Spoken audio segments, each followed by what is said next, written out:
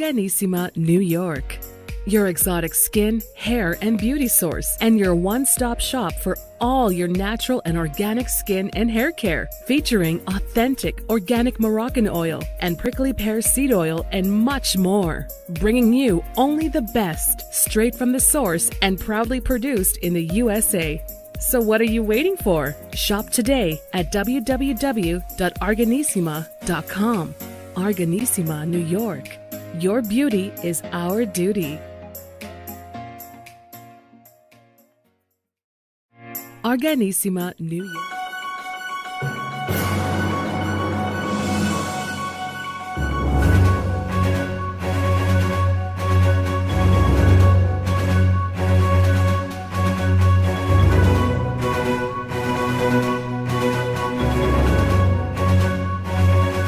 Welcome to the iHealth channel and iHealth Radio with your host, Hurricane H. New day, new show, new topic. Today, I have, first of all, a guest with me who has experienced something unique, but also can happen to everyone. And she's an author, and we're going to talk about her book and her experience. And it is something that has to do with both health and the health system and how you behave with it, how you deal with it, as well as the whole ramifications of what happened.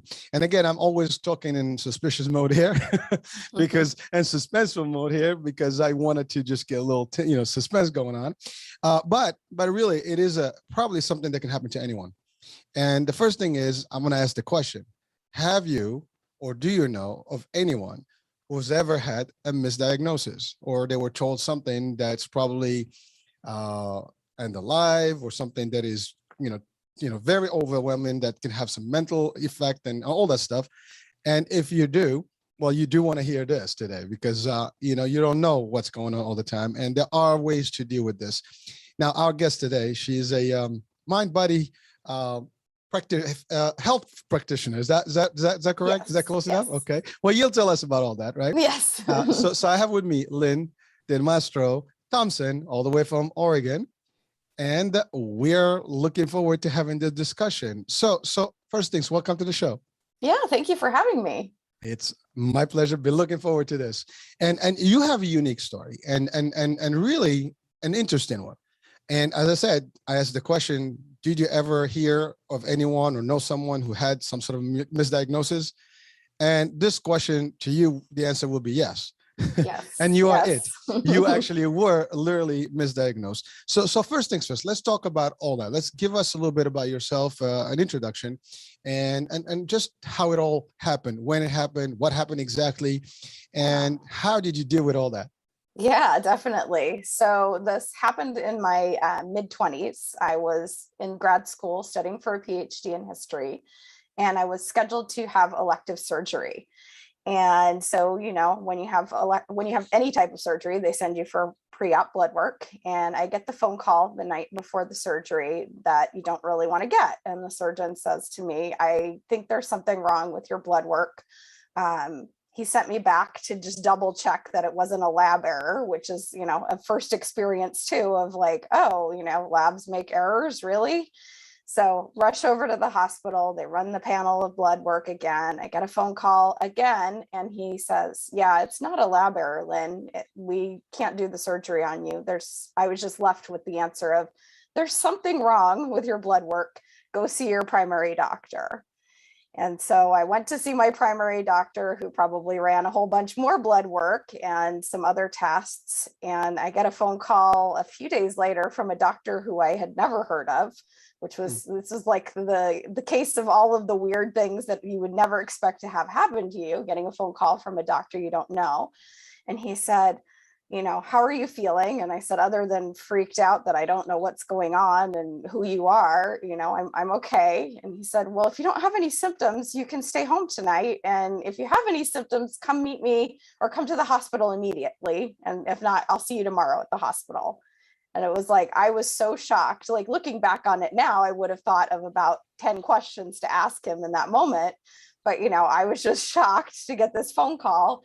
And I said, "Oh, okay." And I spent the night anxiously wondering what I should even be worried about, like what kind of symptoms he was talking about, because I didn't ask that question. Anticipation, crazy. Exactly. I Sleepless mean, night. I don't know. Yeah, it was pretty sleepless night, or not very good quality sleep. Get to the hospital the next day and I meet him there, and he said, well, we're thinking that maybe you clotted off the veins that drain your liver. And I'm going, that's not supposed to happen. Mm. And he said, we have to figure out why that happened, and started the parade of, another specialist having to come in and try to figure out what had gone on to do that. And then also them figuring out, like, how do we get your veins open back up, because you need your liver to actually drain the blood through. So I spent about 4 days in the local hospital there while they were doing more tests, including a bone marrow biopsy and, a CT scan to figure out, what exactly had happened in the liver. And then they said, we're going to send you somewhere else where they've actually done this procedure we want to do to open up your liver. And they're going to figure out what happened, because we don't have an answer yet of why. So I get transferred up to a hospital in San Francisco. I was living in California at the time. And in that hospital, they do some more tests and finally come to the diagnosis of chronic myelogenous leukemia. And as you can imagine, hearing the word leukemia is very, very scary, especially when you're 25 and you have all the dreams and all the things that you have in your vision ahead of you, and you just start thinking about the worst case scenario, and it's devastating. I mean, even if you don't have it, it's devastating. I mean, literally, you just hear it and it's not simple. It's something that could be, very, very bad. And now the good news is there is enough technology, enough medicine, enough treatment, and things, real stories of people that have overcome that. But nevertheless, when you have the diagnosis, I think that ends a lot of things, and it causes a lot of mental, I think, stress. I think that's the first thing on you and everybody around you. Yes. I mean, it was, I still remember that moment. I mean, I don't think I'll ever forget hearing that news and all the thoughts that raced through my mind of, does this mean I need a bone marrow transplant or chemo, or, what's the prognosis, and as he's talking, all these things are flashing through my mind. And, the answer was no, I didn't need either of those. I was just put on a medication, thankfully, but not so thankfully, because I didn't actually need that medication. Well, we're going to come to that one. But again, for our listeners and viewers, I mean, this is just the beginning of the story, but understand that every day, people are going to hospitals and doctors and getting diagnosis for various things. And for the most part, we take it for what it is, for what it's worth. And we take the word that, you got a diagnosis, that's exactly what's going on. And you don't even question it. No. And I think, in your case, something happened that you realize something different eventually. Yes. So you're going to share that with us. But we will pose that question at the end of the show as to, or not even pose the question, but we will give a suggestion, to do something different about this. So in the event that you hear something, there's something you need to do. And we'll talk about that. So again, I'm being mysterious still, but I'm just, for the interest of the show here, we want to do that. But so you had that, they told you you're going to get on medication in your mind. And now, did you have to go any further in terms of testing, blood work, and any other stuff, or that was it? At that point, I was done in the hospital. They had done the procedure to open back up the veins of my liver. That had been successful, so they had figured out how to solve the immediate problem and then what the cause of the problem was. And so, we kind of had the plan, and then they said, you can go home and you can go back to, your sort of normal life, whatever that is now that we've kind of blown it up with this news. And, you're just going to be followed. Yeah. You'll be followed. You'll take medication. You'll have a specialist who I had seen, when I was in the hospital where I lived. And that was a whole other, part of the story was, I had seen him initially in the hospital, and he had been the first one to try to do a bone marrow biopsy. And he couldn't even succeed in doing it, because all he told me before I had it done was, you're just going to feel some pressure. And he gave me like just this little local injection, and it was not just some pressure. Like it was literally like torture to I couldn't tolerate it. It was too painful. Wow.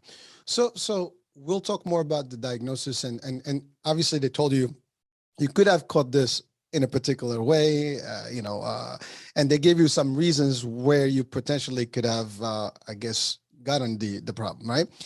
Not really, actually. Oh, they haven't. Okay. So they mean, didn't even guess anything. They didn't try to no, backtrack they what tried could to, have happened. they tried to, they said, has Genetics? anybody in your family, has Yeah. anybody in your family had leukemia? No, like we don't know where this would have come from, but this is what we think it is, and here you go. So now you heard the bad news, obviously, and now you go back, you get out of the hospital. What was the steps that you took? I mean, first of all, I know you have a surrounding, you have an entourage, family. Yes. I mean, you were young. Right. My parents were both with me in the hospital, and so that must have been, aggravating, and devastating to them as well. And, obviously there's nothing they can do about it, and they hope for the best. I mean, everybody, we're all the same, right? We're all human. And whenever we hear about someone we know or we don't even know, we all say, well, may they ever, get a better, speedy recovery, get better, and this and that. We try to be positive. Right. I mean, I'm sure everybody wanted to do that, but you believed that at that time. Yes. Yeah. There was no reason for you not to believe it. No, I mean, you come out of a hospital after almost 2 weeks of, 2 different hospitals, so many tests. I was sure, they had gotten the right diagnosis. Why would I question what it was? I'm not the one that reviewed all of the blood work and all of the different diagnostic tests. So it was like, yeah, I believe this is what they say I have. Wow. I do have a series of the show that's called Unbelievable But True. This is unbelievable but true. Yeah. So this is gonna fall in that particular category of talk shows because I mean it is unique, and not that unique, because I know that there's people out there today that will probably say, oh, this happened to me. I know someone who it happened to. And now here's the thing. At this point, you have a diagnosis, you have a treatment that you're going to follow, and you are obviously committed because you want to be better. Yes. And nothing at that point is going to tell you otherwise. No one can actually even convince you otherwise. Right. All you're going to do is do whatever it takes to make it happen. So what did you do at that point? What was your reaction towards this? And, how did you kind of manage your life beyond that point? I mean, in the beginning, it was such a shock, and I did get kind of very depressed, to be 25 and to hear this news and to think, your life might be over. It was a kind of a life-changing news for me. So I went back into, my grad school program, and I attempted to kind of just keep going and keep proceeding through my life. And, I went to the doctor's appointments. I got blood tests when I needed to. And, I tried to stay positive, but it was hard. It was hard to live with this news and a new reality, basically. Well, psychologically speaking, I mean, that's a big hit, but then also financial, I'm assuming there's cost to it. Right. And then also there's the other, I guess, related problem of how to deal with friends, and obviously with such a diagnosis, you want to be careful.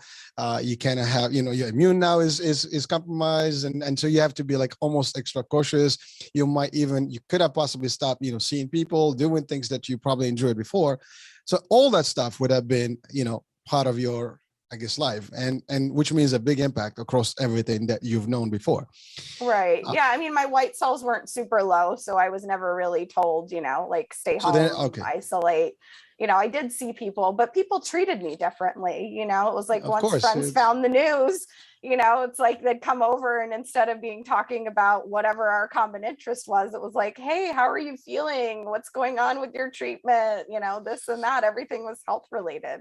And that's actually, I think, more stressing on your psyche, because I think when people start pushing that, and that's all you hear, it does have a very tremendous, I guess, negative impact, I would say, on how you feel, because people try to comfort you, but I think on the psychological world, that's more of an impact. That's like, they're not supporting you to a better way. They're actually probably hurting you in a way, not that intentionally done.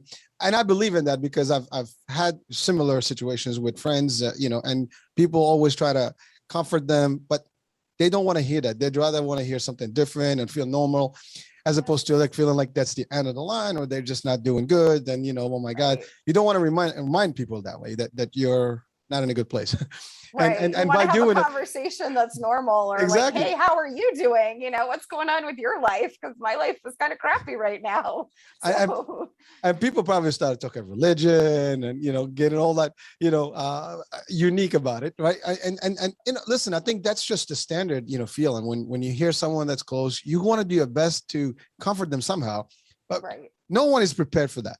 No, it's like no instruction manual for how you deal with a friend or loved one with a scary diagnosis. Well, you and I, we were just chatting earlier about even as simple. Well, it's not simple. It is. We're talking about COVID and the people that have it, and sometimes they contract it, and some do well, some don't do. Even as simple as that, I mean, it is scary because this is a virus. It can happen. It could be deadly. And no one knows what. There is no real. There's statistics all over the charts, right. and nothing that we've been told from the beginning has panned out to what it was. I mean, we have originally it said, people will be sick, at the highest age groups, and then it became everybody. We have kids. So it is crazy when you are surrounded with something like this, when it has to do with medical and health and diagnosis of any type. Right. So now life moves on. So we're traveling in time. So life moves on. How long did it take you to get where you discovered something? And we'll talk about what that's something in a minute. Yeah, definitely. It actually took a process of a few years. So Wow. I started to question why I didn't feel like I was getting better, despite, I would go for this particular lab test of something related to CML that they would look at. And the doctor said, well, it seems like the drug is working because this lab test, it looks really good. And over the course of probably the first year and a half, I started losing all of this weight, like down to a very unhealthy weight. In the beginning, it was like, okay, I could lose a few extra pounds, but then I got down to, friends would say to me, don't lose any more weight. And I was like, this is not like a deliberate attempt to lose weight. I'm eating things and my body is just still wasting away. I couldn't maintain weight. So was that because of the treatment specifically, or just the changes in your life that you committed to? Part of it was definitely the treatment. So this medication, even though, I wasn't going through traditional chemo, it kind of was like chemo in a pill form.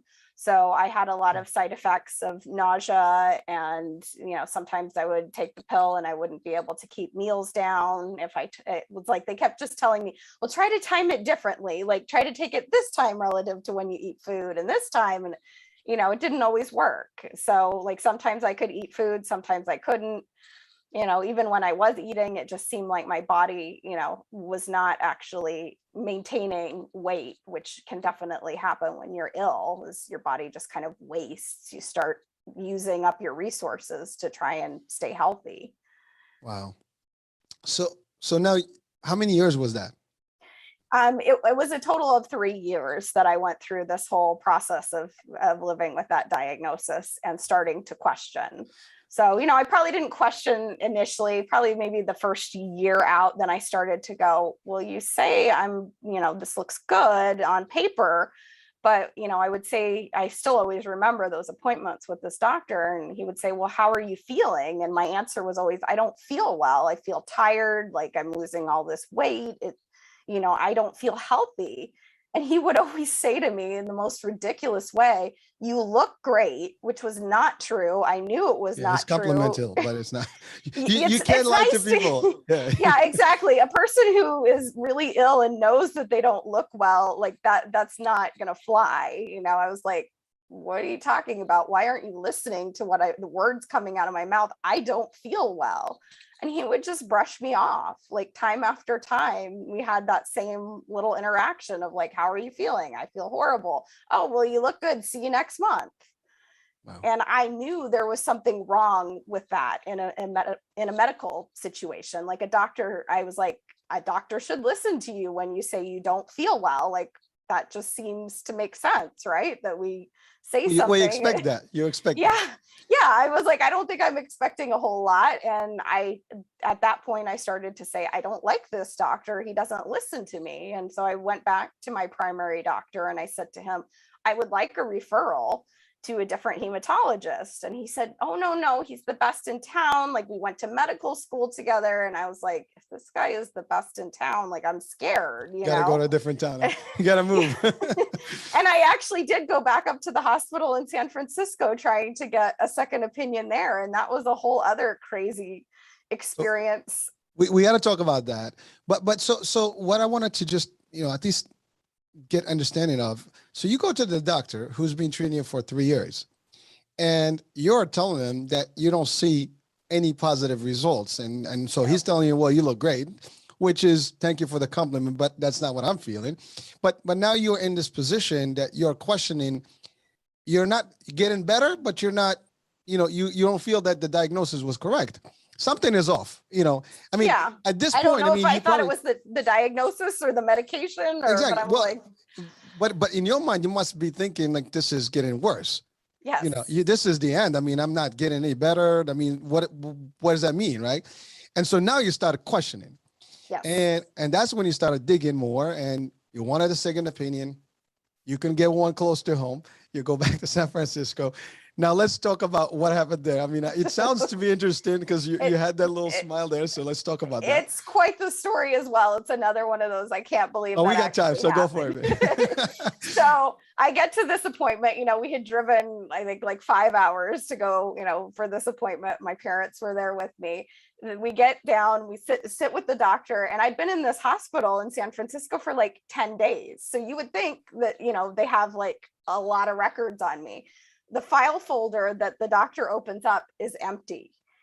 And so we had to spend the whole entire appointment telling her my history, when it's like, shouldn't you know my history because I was in this hospital? Yes, this is an outpatient clinic associated with the hospital, but all of the records are interconnected. Like, why don't you look up my chart in your computer system? Or, I don't know what they, like old school.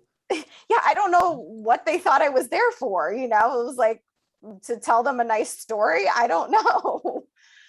So that didn't satisfy you.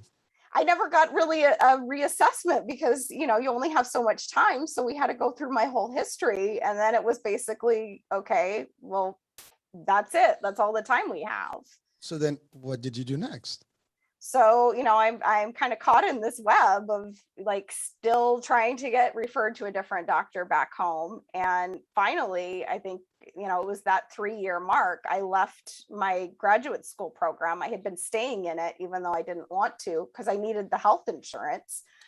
How messed up is the healthcare system, right? When we're kind of at the mercy of different situations. And at that time, if you had student health insurance, you couldn't just do something like COBRA and get your own insurance, which I wanted to do. So I got a job and I said, I will take any job that has health insurance. I need to leave this program. I need to get health insurance. As soon as I got different health insurance, I got a different primary doctor outside of the student health system. And I said to her in my first visit, I said, can you please refer me to a different hematologist? And she said, sure. She pulled out her referral. They did exist, apparently. They did exist. There was another doctor in the town, and she wrote me, a referral to this guy. And I went, I don't remember how much later, maybe a month later, however long it took to get in to see him. So yes, there was another hematologist. I'm sure there were more than just, even the two. It was a big enough city. Well, I mean, it is a subspecialty and it is unique, but nevertheless, I mean, oncology is big, and therefore hematology goes along with that. So there's a lot of stuff. So I think every hospital has a few of those specialists. Yes. And I'm sure there's a few good hospitals around you. But to your point, because you were locked into a network and you couldn't get out of the network because of your insurance. And I understand. I mean, when you're talking about anything cancer, there is no real insurance, and if it is covered, that's a good thing. Otherwise, it's all out of pocket and it's very expensive. And trust me, take it from me. I work in the insurance world, so I know exactly that that is very, very expensive cost to it. I mean, we are the payer. I represent the payer industry, and in my regular day job, and I know it's not easy. I mean, it's crazy. I mean, we see claims that are very, very expensive.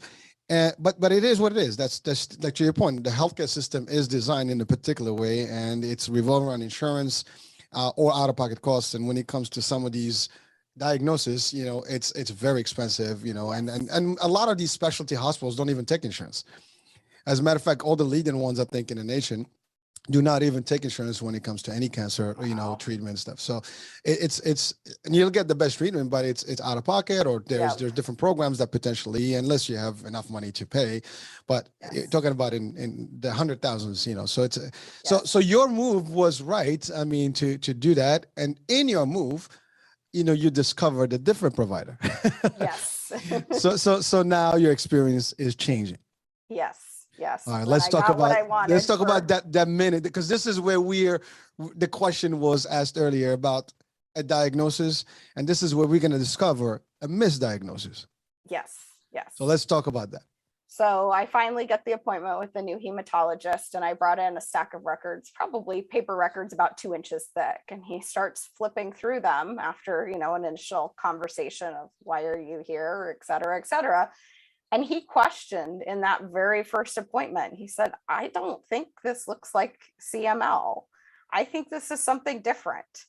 And, the range of emotions I felt in just hearing him say that was so vast. I was like relieved that somebody finally listened to me, really angry that nobody had listened to me for 3 years, and a little frightened too of like, well, what else is it? Like, well, that's true. But I'm sure there's also the fact that what the hell I've been treating all these years with all these pills. I mean, listen, pills are necessary, and I've had a lot of shows about holistic approaches and things like that. But at the end of the day, we know that when you take any medicine, it must have some sort of side effect to it, and it does impact your organs and your system in one way or the other. So ultimately, 3 years of your life that you spend taking all these meds. That's one of the questions you probably had at the time, like, what the hell just happened? I mean, you could have been just good, and now you're bad because of all those things that can happen. Because let's face it, all the drugs, I mean, when you hear the commercials, I mean, it just has a big disclaimer with all the different things that can go wrong. And there's nothing you can do about it, because at the time when you're prescribed a prescription, you're relieved because you know that you're going to fix the problem. But you take the risk of anything else in the future. Case in point today with the vaccine, people are taking it, it's still, early on. I mean, now it's better than a year ago, but people are taking it, and, there's still different questions about it, but that's, again, this is not about the vaccine and the politics and the vaccine, but really in any medicine that you take, you always question.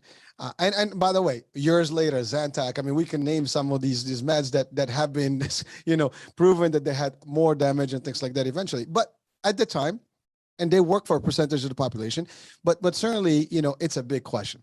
Yeah. Now you had to deal with all that. To your point, happy. Oh, finally someone's listened. Maybe there's a better outcome here. Also, like, what the hell could it be wrong? Because now we need to know what's the problem for real. Right. And it could be bad, it could be worse, it could be less, right? Right. You didn't know you're kind of like uncertain, like a little bit, like, okay, well, yay, I have someone questioning it, but what does it mean now? And what did I do to my body? Like you said, for 3 years on a medication that, I didn't need. I have to say this. I mean, God bless you, because I mean, that's not something you want to wish on anyone to be in that position. And, and I'm sure it's one thing to talk about it today, but you were not this smiley, this happy at the time. You probably were like so anxious and, depressed, and everything that can go wrong can be going at that time. I mean, I'll give you an example. I mean, again, something that's recent, with the virus, the corona. I mean, you get it, you don't know. Right. I mean, I had it, and with everything that you hear, you don't know, every day you're like, is it going to get worse? Is it going to get better? I mean, luckily it was a very mild, episode for me, but really you don't know. As soon as you know that you have something, now the question is, what does that mean? Is it going to go, one way or the other? And there's only two ways. It's either good or bad. Right. so that almost like the anxiety attack that you get just from thinking about it is bad. Yes. But again, I would not even compare those two. I mean, you've dealt with this for a long time. I mean, 3 years is not a picnic. No. I mean, that's a jail sentence. Yes. And it's not ending. I mean, the only reason it would end if once you get that second diagnosis, but at that time you still didn't know. Now you just get a little bit of glimpse that there's potentially hope. Yes. So now the doctor says that, you react. What did this particular doctor do differently? And then what did they discover? Well, he said, just looking at all of this, what you had with the liver when you clotted off these portal veins is not traditionally ever been associated with chronic myelogenous leukemia. He said it's always been associated with this other blood disorder called polycythemia vera, which I had never heard of. And he said, I don't want to just diagnose everything based off of the stack of records you gave me. I want to do some more. Let's do some more diagnostic testing because I want to get it right, And so I had to have another bone marrow biopsy to see, if it was something different and more blood work to determine, what the correct diagnosis was. And it was exactly what he had initially suspected. It was a different.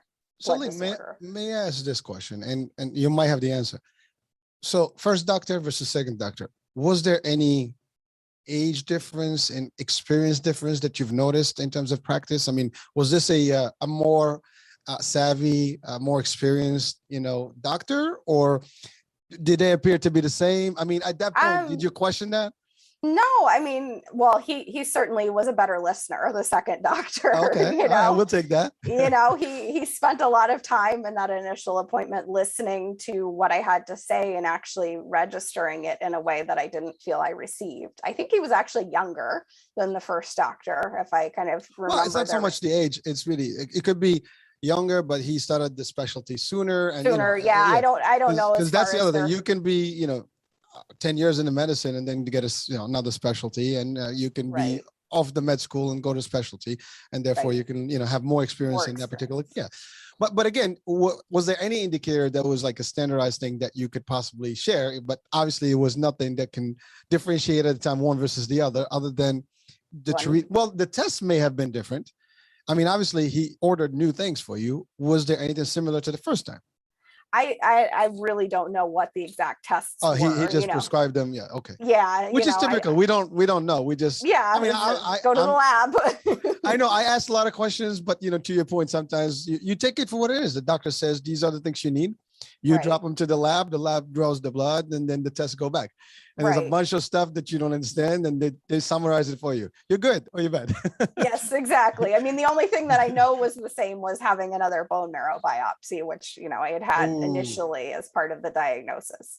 And he took me seriously when I said, I did not tolerate the first one. Well, I need a lot of pain medication to help me be able to handle this. And, he was very compassionate about that, and I was grateful, even though I had to go through something I didn't want to go through again. He was kind and tried to help it be as comfortable as it possibly could be. Wow. So now you did the tests, now you get in the final stuff, so it turns out to be what he thought it was, but it was never the leukemia. Right. Now that's a relief. Yes. Well, yes. Ultimately you had something, and obviously that was milder, I guess, something that you could deal with, in an ease, and you were able to get rid of sooner, I'm assuming. Quicker. Yeah, polycythemia vera is actually a blood disorder that, medically there's no particular cure for, but, there's a different way of treating it. Right. So, it's managed differently. And once I started getting a different medication and then getting a particular procedure that they use to help kind of thin the blood in the body, basically, they just take off blood like you were to donate blood, but they throw it away. I started to improve very quickly. Like I went from, feeling really awful to starting to actually feel, a lot better. What was that time frame? Few months, couple of months?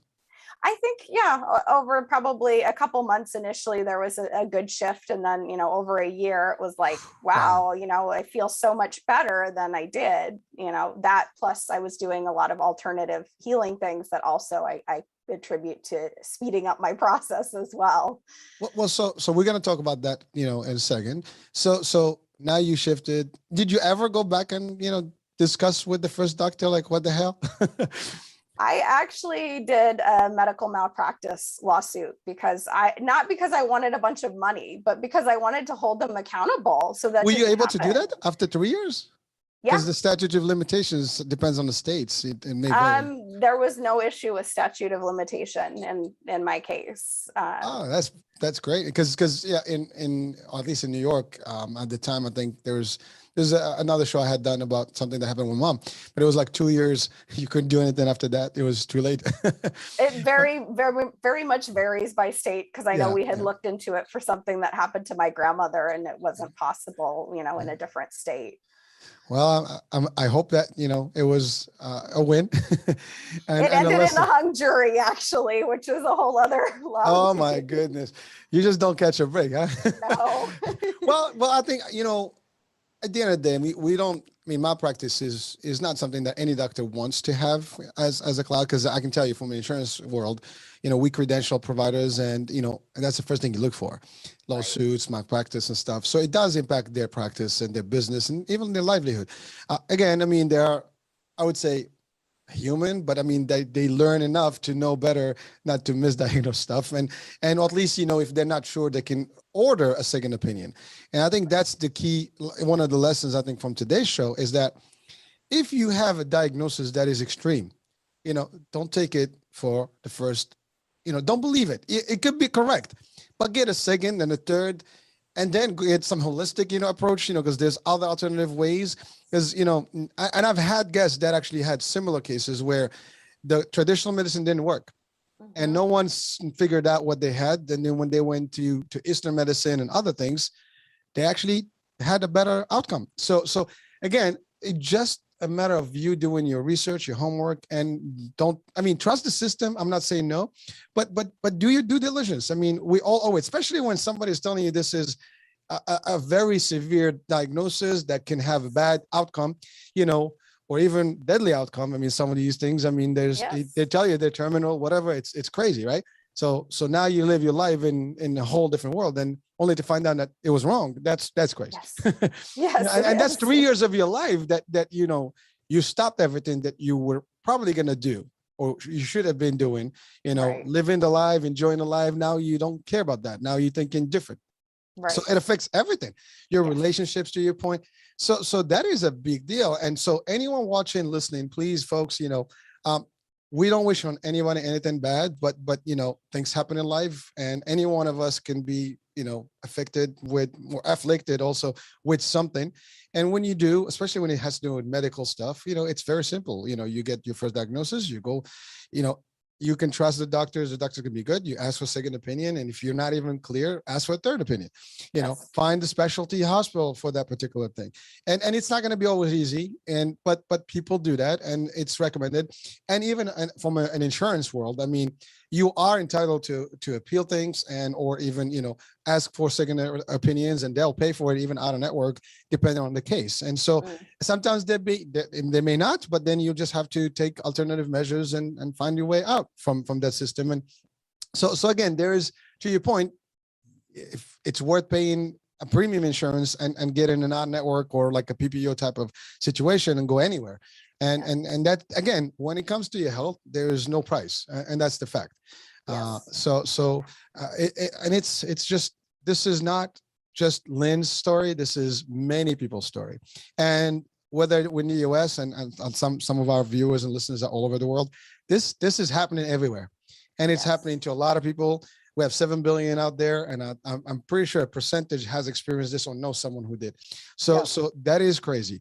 Now that whole experience became a motivation for you in a way, and a life changer. And you did, not only you wrote a book, but it taught you something. What was the core lesson that you learned from this crisis? I think the core lesson was really to learn to listen to my own body and listen to my wisdom, like of, what's happening and what is my body trying to tell me through all of this. At first I had no idea. And then looking back on it, I think it all in some level happened because I was just living a life where I was completely not happy and I was denying that, and so sometimes our body gets really sick to get our attention if we keep kind of ignoring what it's trying to tell us. Well, and you're right. The body is resilient and it does send signals and messages to us. And sometimes we just don't understand them. And, part of it is doing the due diligence we talked about. And second is really just know, feel, and hear it. I mean, you might be nothing, you may be something, but it's worth investigating, right? Yes. And so now you took that to the extreme where you became a specialist in this world, to do things and help people. I guess that's what you do, right? Yes. And also you wrote a book. What is the name of the book? The name of the book is called You Are Not Your Diagnosis. I love it. I mean, understanding the story now, I think people can get it easily. Yes. True, you're not the diagnosis. You could be many things. In your case, your diagnosis was wrong in the first place. Right. Yep. And a diagnosis isn't your identity. You don't lose who you are because, someone in a white coat told you something about, a part of your life. Well, listen, I don't want to generalize. We want the white coats.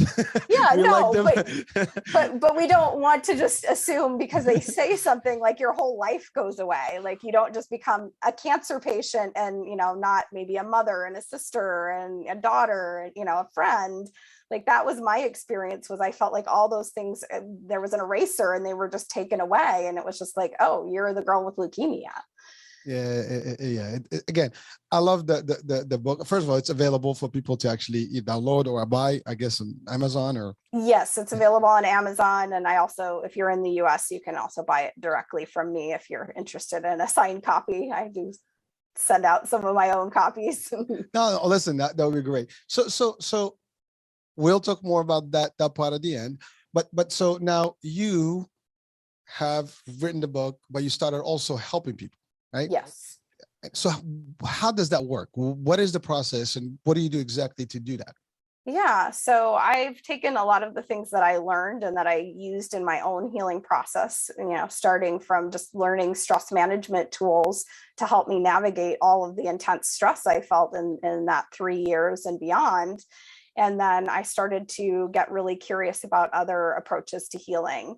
And I found a system that's called Body Talk. And so that's one of the primary tools that I use with clients is a system called Body Talk that looks to understand why are we having the symptoms in our life. So, the traditional model is to just say, okay, there's a symptom and we're going to give it a diagnosis. And then, here's kind of the X standard treatment for it. My work is much more about getting curious about what is the body communicating through that symptom. Is it did this come on because you had something traumatic happen in your past and you've never healed from it? Because, our emotions have a tremendous effect on our health. Does it have to do, with different just parts of your body not communicating well with each other? And we need to improve that. So I'm a kind of a trained listener for the body. Some people might say it falls a little in the category of medical intuition, although I don't diagnose people in a way through the work of, just come with symptoms and I say, oh, you have this problem. It's more like, what is the story that's being told here? Well, so someone can ask the question, well, how do I listen to me? How do I feel? That's an odd question, but certainly you have questions and you will feel pain and that's the other thing. There is a difference. There are diagnoses when it's not physical, it's mental, but they reflect on the physical. So there's that too. So it is very difficult. I have to give you credit because it's not easy to actually entertain this with people and you have to take their word for it because you're basically asking questions. They're going to give you some answers. And even with doctors, we go there, they ask you a series of things and you give them a series of answers. And based on that, they add a little bit of lab work and things, and then they come up with a diagnosis. So it's a similar concept, but now you're using the technique of the body or intuitive body, or what is it that you call it exactly? Well, I use two Body systems. talk? One, yeah, body talk and Body body intuitive. They're kind of two related systems. And so it is an intuitive process. It is me kind of tuning into what the person's body is saying. It's not so much, I mean, I do a standard intake where somebody tells me about what's going on. You know, I have a pain here, or, you know, this or that, or a diagnosis sometimes.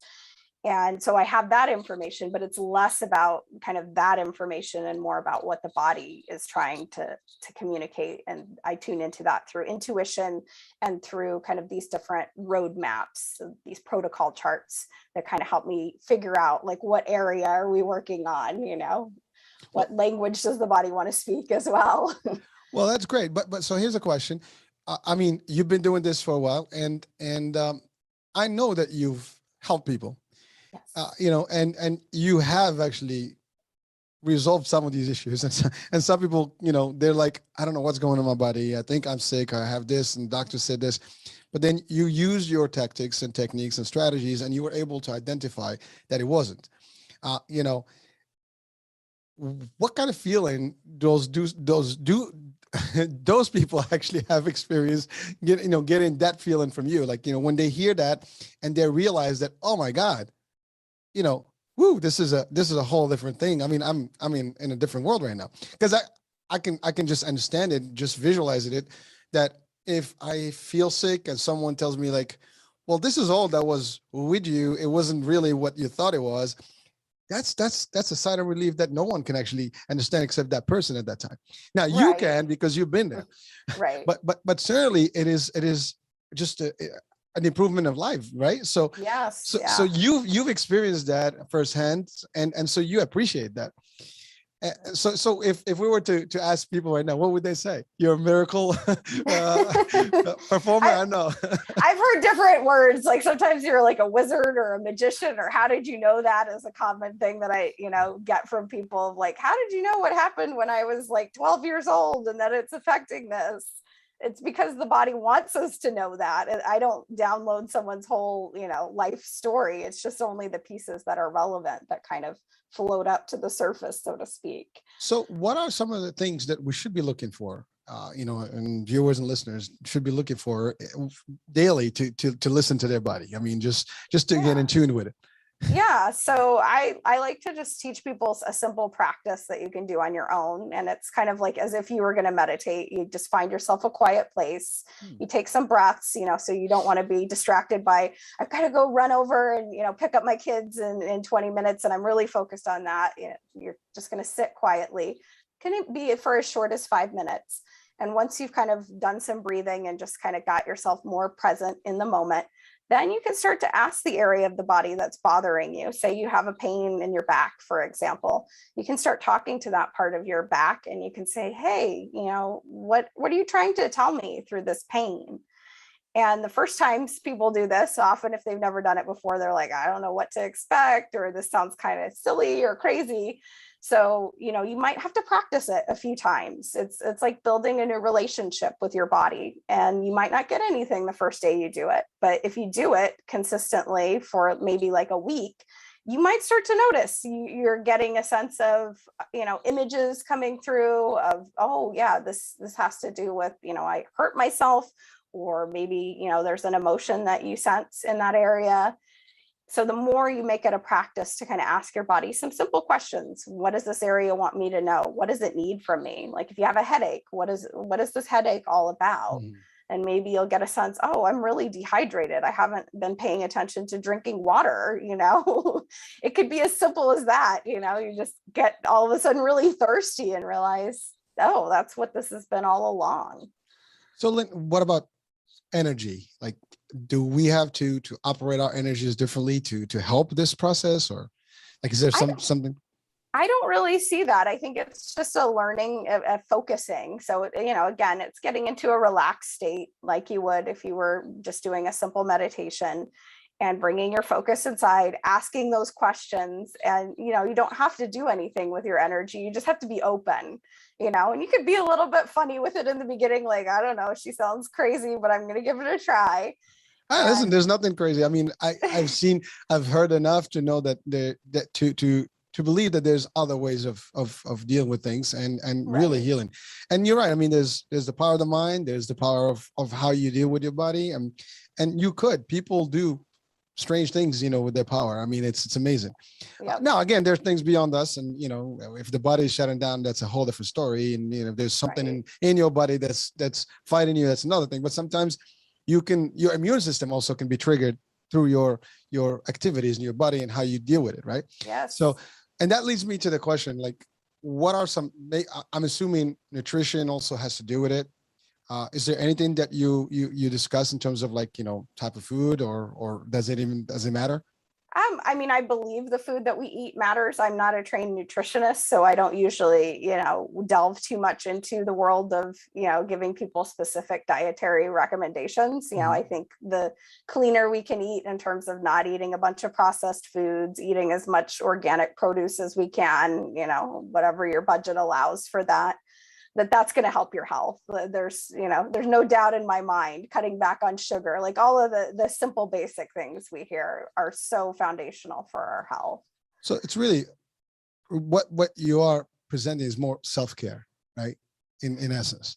It is self-care, but it is through the process of hearing that story from the body. Like when I'm doing the facilitated work with a client, that actually brings a change. So we use kind of the lens of quantum physics, and it's like the observer effect. You observe the story and the story starts to shift and the body starts to shift. So, sometimes somebody comes in with a pain and the pain is gone by the time we finish the session. And I didn't do anything to them. We worked with their body's energy and rebalanced it, but it isn't like I, gave them a chiropractic adjustment or something that you would, recognize as like, a treatment, so to speak.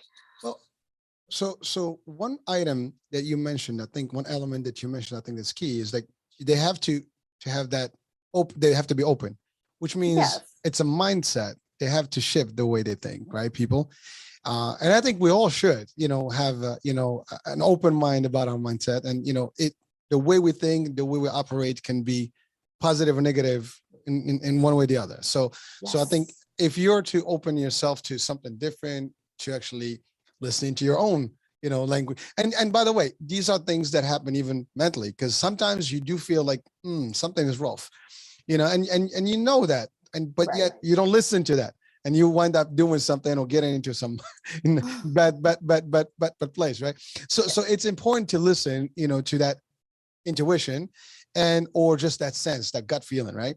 And that applies also to your physical health. I mean, when you feel something like, ow, I got like some sort of a knee problem, or I got a backache, whatever. There's something going on, and it could be, but if you're like ignoring it and not doing it, and then you're like, oh, I got this, that may be a problem. Yes.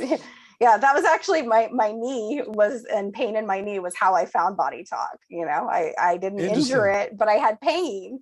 And I was like, what the heck is this all about? Because I knew I hadn't like banged into anything or fallen down. And it was like 3 months in. And I was like, why doesn't this thing get better?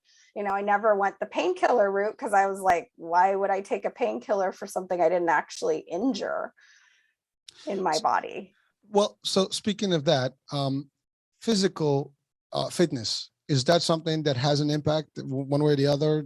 Is that something that also has to apply? Or because a lot of people, they are sometimes healthier, they fit and stuff, but then they overdo it. And then they might have all these kind of problems. So is there any way to gauge that and maybe have a balance advice to folks? I think, everybody is different. So, the type of exercise, like, again, I'm not an exercise specialist, but I'm a specialist in listening to your body.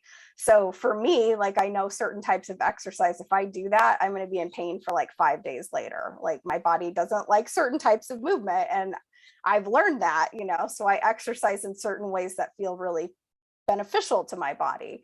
So, there is such a thing as having a little bit of soreness when you work out and that being a good thing, right? But if it doesn't go away by the next day, then you might start to go, I think maybe I'm doing something that is probably Wrong not move. beneficial. Didn't warm up, didn't relax, didn't stretch. I mean, Or it's a type of exercise you just don't, benefit from. Like, not everybody is meant to do, like hardcore, kettlebells and doing, some of those fitness programs. My body I would be in pain for days if I did that.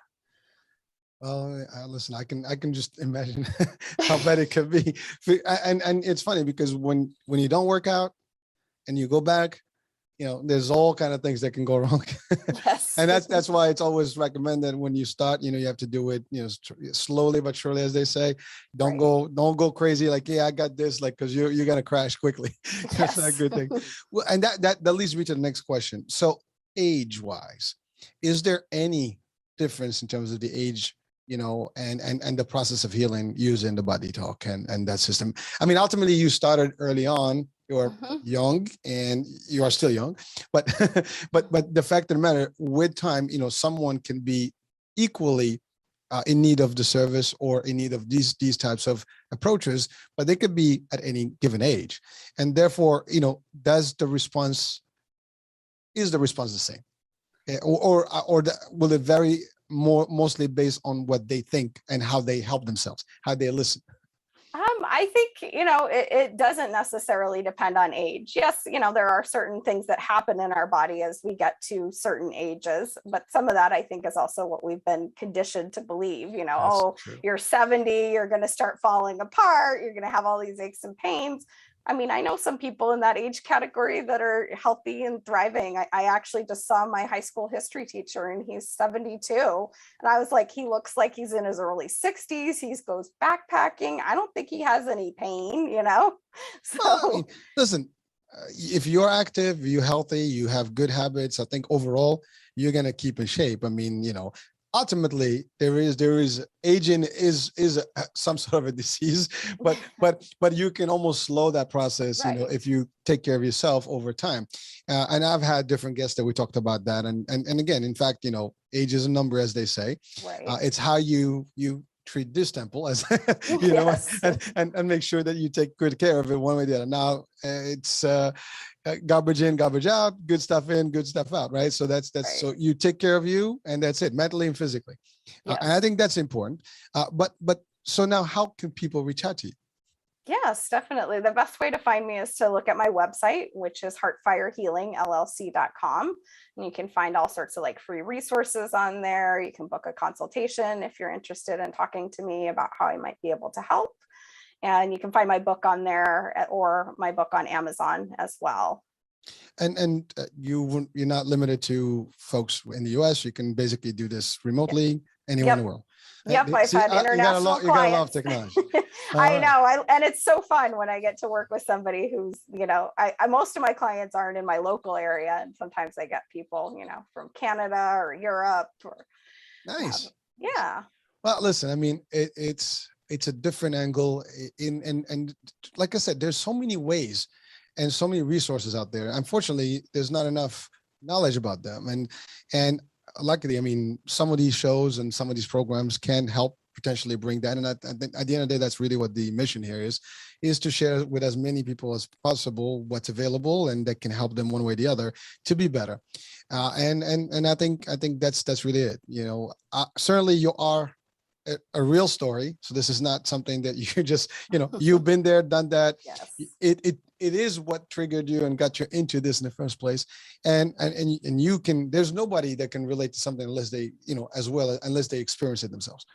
Right. It's really, you've been there, no one can challenge you there. And you didn't have it light. It was a severe, one and long-term one. So for the most part, probably people have a lesser degree when they talk to you than you had then, but we were well prepared for it.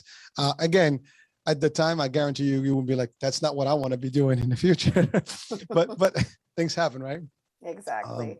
So we're coming on to the end of the show. So any final advice you want to tell people?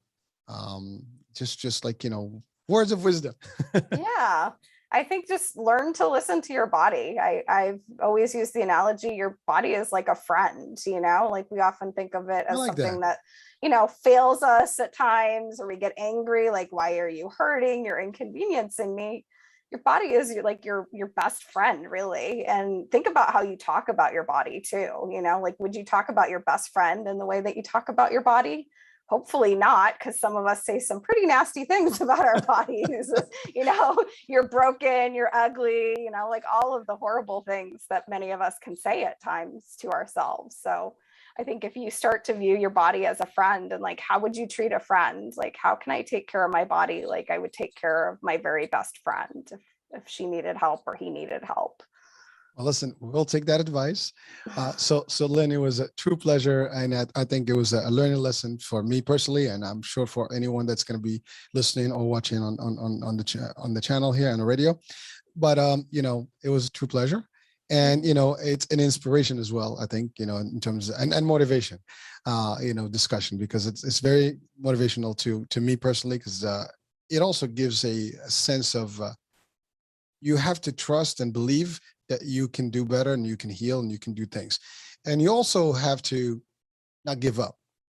Right. And I think that's one thing that you did, is that you didn't give up. There's something off here. I need to dig more. It's worth it. Yes. And I think that's really, like, so for me, that's a big message that I got from here, and medically speaking, we know what to do. I mean, we trust our medical, doctors, but we do need to always find out more. I mean, for light stuff, maybe, but then if it's something that is deep and severe or more, critical, I think it's worth, trying more venues. That's all. Yes. Yeah. And listen to your intuition in that process. Like, if something feels off, that's a key indicator, because my gut kept telling me, like, something isn't right about this. But don't take long. Yeah. And make a bigger stink. I think that's the one thing I would have changed, is I would have just said, I am not taking no for an answer. You will send me to somebody else.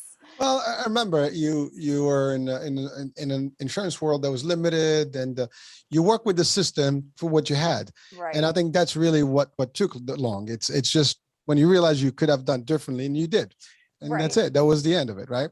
But again, now we know. I mean, if we're listening to this show, we would probably know that, listen, 1 month, 2 months, things don't happen. Or even initially, let's find 3 opinions at the same time and Right. get them all compared. And if it's all standardized, well, and even then, if you still have that gut feeling, go for a 4th one. Who cares?